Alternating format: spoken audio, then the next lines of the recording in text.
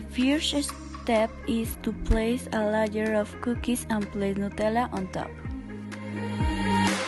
Then we crush some cookies and add Nutella and milk.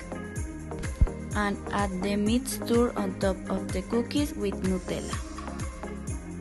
For the second step, we place another layer of cookies, but this time we add jam. Then we add all the mixture in the blender and add an egg white and a little milk. We add the mixture in the refractory and add a little coffee on top.